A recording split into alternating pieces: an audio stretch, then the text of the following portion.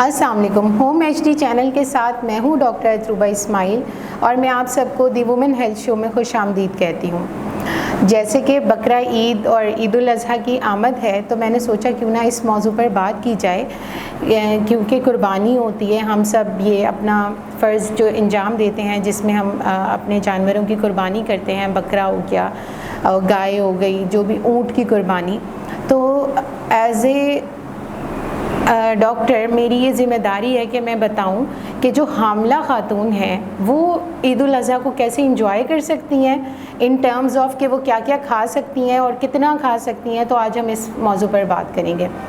अगर बात की जाए गोश्त की कि अगर हमल के दौरान गोश्त खाना मुनासिब है या नहीं, बड़ा गोश्त हुआ, छोटा गोश्त जिसमें बकरे का गोश्त, गाय का गोश्त, ऊँट का गोश्त आ जाता है, तो इसमें कोई शक नहीं है कि गोश्त एक बेहतरीन सोर्स है प्रोटीन की, आयरन की। जो ख़वातीन जिनको खून की कमी होती है, हम उन्हें स्पेशली कहते हैं कि भाई आप गोश्त, बकरे का गोश्त और गाय का गोश्त इस्तेमाल कीजिए ताकि आपके जिस्म में खून की कमी मुकम्मल हो सके।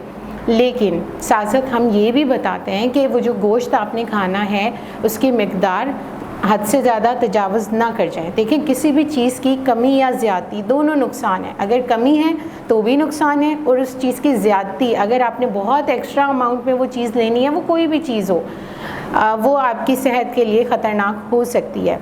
तो हमल के दौरान अगर मैं बात करूं शुरू के 3 महीनों में, तो उसमें ज़्यादातर ये होता है कि बहुत ज़्यादा अमाउंट में अगर आपने बड़ा गोश्त खा लिया, उसका इस्तेमाल कर लिया, तो उसमें ये देखा गया है कि उसमें मिसकैरेजेस का रिस्क बढ़ जाता है। किस वजह से बढ़ जाता है कि वो हमारे जिस्म में यूरिक एसिड की मिक़दार बढ़ाते हैं। यूरिक एसिड बढ़ गया, मज़ीद जाके ख़राबियाँ शुरू हो जाती हैं जिगर की तरफ, गुर्दों की तरफ, तो ये मसला यहाँ से ख़राब होता है और वो मिसकैरेजेस हो सकते हैं। इसी तरीके से अगर यही हमल सेकंड ट्राइमेस्टर में होगा, यानी 3 महीने से लेकर बाद में 7वें महीने तक अगर किसी खातून ने बहुत ज़्यादा इस्तेमाल कर लिया है, उसमें ये हो सकता है कि ब्लड प्रेशर बहुत ज़्यादा बढ़ सकता है।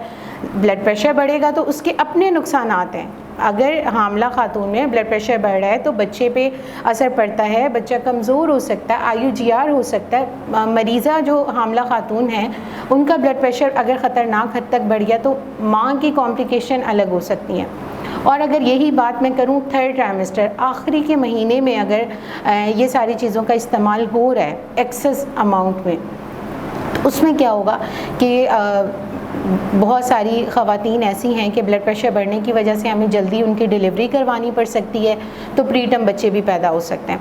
अब आप गोश्त का इस्तेमाल करें, लेकिन एक मखसूस अमाउंट में, यानी दिन में आप एक दफ़ा इस्तेमाल कर सकते हैं। शर्त ये है कि आपका गोश्त बहुत अच्छे तरीके से पका हुआ हो, बहुत अच्छे तरीके से गला हुआ हो, क्योंकि अगर रॉ मीट है, कच्चा अगर गोश्त है किसी भी तरीके से, जैसे बारबेक्यू का अभी सीज़न स्टार्ट हो जाएगा गोश्त का, तो उसमें ये हो सकता है कि कच्चा अगर गोश्त है तो आपके जिस्म में वायरसेस, बैक्टीरिया और पैरासाइट्स आपके जिस्म में आ सकते हैं, जो कि मज़ीद आपको बीमार कर सकते हैं, जिसमें आपको लूज़ मोशन यानी पेचेस लग सकते हैं, पेट में दर्द की तकलीफ़ हो सकती है, मैदे की तेज़ाबियत, बदहज़मी, ये सारे मामलात प्रेगनेंसी में तो ऑलरेडी ये सारी चीज़ें हो रही होती हैं, तो ये उसको बढ़ा देगा, और बढ़ा देगा तो जाहिर है माँ के लिए, बच्चे के लिए, दोनों के लिए ख़तरनाक हो सकता है। एक चीज़ कि बहुत अच्छे तरीके से गला हुआ हो, बहुत अच्छे तरीके से पका हुआ हो, दूसरी चीज़ अच्छे से धुला हुआ हो। मैं कहती हूँ कि अगर कोई भी चीज़, गोश्त की बात नहीं है, अगर कोई फ्रूट है, वेजिटेबल है, अगर कोई हामला खातून इस्तेमाल करिए, आपके ख़ुद के हाथ बहुत अच्छे तरीके से धुले होने चाहिए। दूसरा, ये सारी चीज़ें भी बहुत अच्छे से वॉश हुई हों, और उसके बाद आप इसको ले सकती हैं, तो कोई नुकसान नहीं है। दिन में एक दफ़ा इस्तेमाल कीजिए, उसके बाद जो बाकी 2 खाने हैं या रात का खाना है, आप लाजमी कोई दाल या सब्ज़ी का इस्तेमाल कीजिए अगर आप एक टाइम गोश्त ले रहे हैं। और एक और चीज़ भी देखी गई है, अब बकरा ईद है तो फ्रीज़र्स भर जाने हैं, फ्रिज में बहुत ज़्यादा स्टॉक हो जाना है गोश्त का। आप अपने प्यारों में बांटें, जैसे अल्लाह ताला का हुक्म है, जो रिश्तेदारों का हिस्सा रिश्तेदारों में जाएगा, गरीबों का गरीबों में, जो आपका है वो बाकी फैमिली के लिए रहने दीजिए। आप उस गोश्त में से एक टाइम में खा सकती हैं। दूसरी बात, फ्रीज़र में रखा हुआ गोश्त वो भी ख़तरनाक है, बहुत ज़्यादा दिन तक अगर फ्रिज में रहेगा तो वो भी सही नहीं है। तो आप फ्रेश जो भी गोश्त है वो इस्तेमाल कर सकते हैं। कलेजी हो गई और बाकी जो चीज़ें हैं वो भी आप इस्तेमाल कर सकते हैं, लेकिन लिमिटेड अमाउंट में। और हाँ, अगर कोई पेशेंट डायबिटिक है या कोई पेशेंट हाइपरटेंसिव है, आप प्लीज़ अपनी गायनोकोलॉजिस्ट से मशवरा करके डॉक्टर को दिखा के उसके बाद ही आप इस्तेमाल कीजिएगा। अच्छा, कुछ ख़वातीन में कोलेस्ट्रोल भी बहुत ख़तरनाक हद तक बढ़ा होता है, तो उसमें जो ये बकरे के पाए और गाय के जो पाए होंगे वो भी बहुत देखा गया कि बहुत इस्तेमाल किया जाता है, और मगज़ का इस्तेमाल होगा तो वो आपके जिस्म में फ़ैट और कोलेस्ट्रोल के लेवल को मज़ीद बढ़ाएगा। तो बेहतर है आप अपने डॉक्टर से मशवरा कीजिए और उसके बाद इन चीज़ों का इस्तेमाल करें।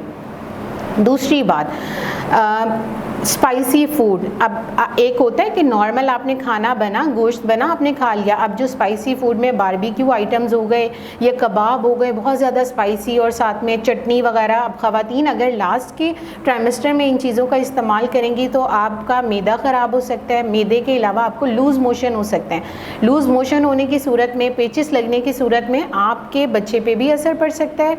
आप हमारे पास डिहाइड्रेशन में अगर पहुँचती हैं तो आपके जिस्म पे असर पड़ेगा, वाइटल्स ख़राब हो सकते हैं, तो मज़ीद कॉम्प्लिकेशन हो सकती हैं। और अगर पेट में दर्द रहेगा तो आपको कच्चे दर्द शुरू होने का भी इसमें ख़तरा होता है।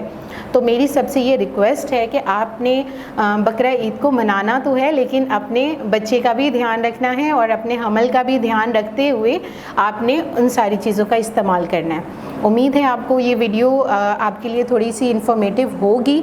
आप मुझे ज़रूर कमेंट सेक्शन में बताइएगा कि हम नेक्स्ट किस मौजू पर बात करें।